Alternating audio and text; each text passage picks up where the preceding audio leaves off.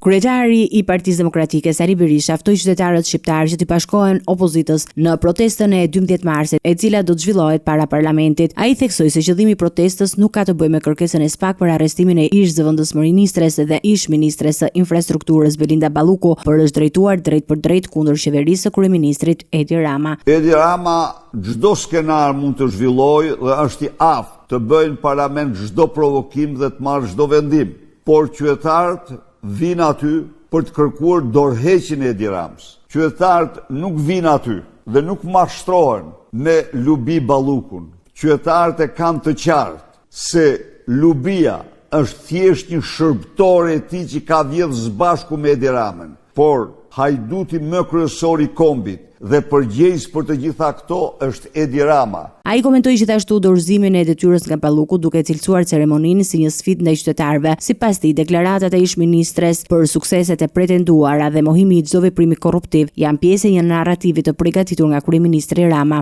Janë përpjekje të vazhdueshme të Edi Ramës për të sfiduar haptas qëndrimin e Bashkimit Evropian ndaj Shqipërisë. Ju e pat se si Lubi Balluku mblodhi ministrinë dhe me durtrokitje dhe mallngjime u paraqit para tyre sikur të ishte heroin dhe jo një delinkuente e zezë, hajdutja më e madhe që kombi ka patur në tërë historinë e vet. Berisha ishte i pari që lajmëroi largimin e Elisa Spiropalit nga kabineti. Miqtë e tij kërkuan të tregonte prapas skenat e shkarkimit. Avokati më kryesor i saj, qoftë në gjykata, qoftë në publik, qoftë kudo, gjë të cilën Spiropali nuk e mori përsipër, sepse Spiropali në takimet e saj, ku në çdo takim çështja e parë që i ngrihej ishte çështja Balluku, Spiropali nuk shpreh se ajo është e pafajshme ajo këto,